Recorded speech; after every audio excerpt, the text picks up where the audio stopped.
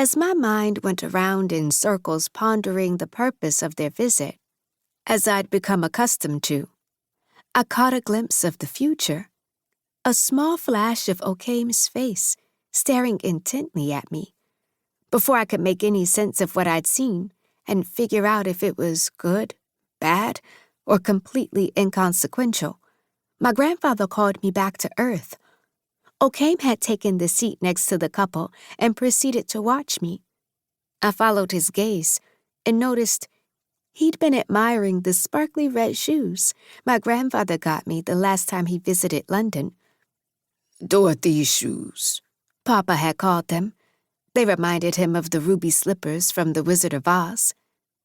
"Hello," I said, grinning and waving my hand slowly, when Okame looked up and gave me a faint smile. "Hi," he responded, leaning uncomfortably into his seat and locking his ankles. One look at his clothes told me he was of a lower status. His intonation didn't help matters. Before I got the chance to complete my assessment, my grandfather announced, "It's concluded. Okame will stay with us. We'll take care of him like our own. There's no need to worry.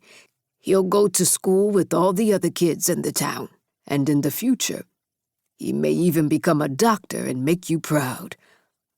Hearing my grandfather tell total strangers that their son would come to our house and distort the dynamics I'd only just become accustomed to created the tightest feeling in the pit of my stomach. I remember wondering why my grandfather had not forewarned me. Right then, I heard my grandmother calling, "Ona! Ona!" I excused myself and left the room. After a few steps, the image I'd seen earlier came back to me. "Grandma," I called, taking a second to stare at her delicately aging face. I admired the way the wrinkles formed a crescent around her mouth. "Yes?"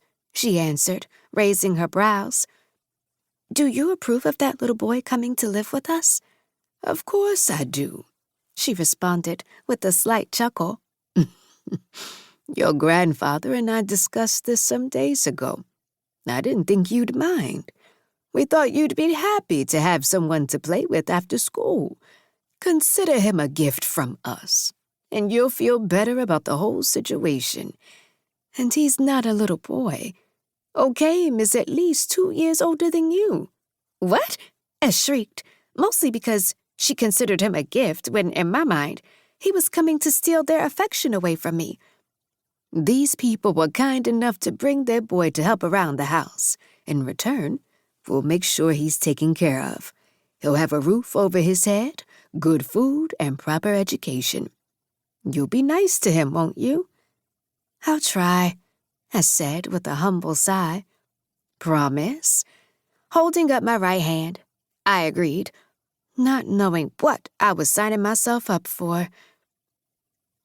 It didn't take long for Okame to adapt to our household. Every day, we walked to school together and played games after we came home.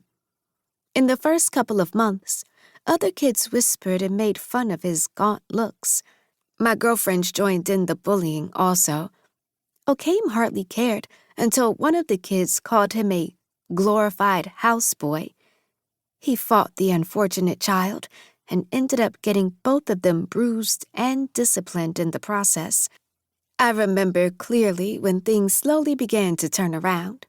Amma, my best friend at the time, had come for a visit.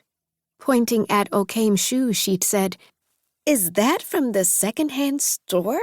in the most condescending tone I'd ever heard. My heart had skipped a beat. I wished Amma hadn't spoken, but she never let anything slide. Before I could ask Okame to ignore her comment and focus on the dark clouds building up on the horizon, threatening heavy rain, he turned to Amma and responded calmly, "Were you speaking to me?"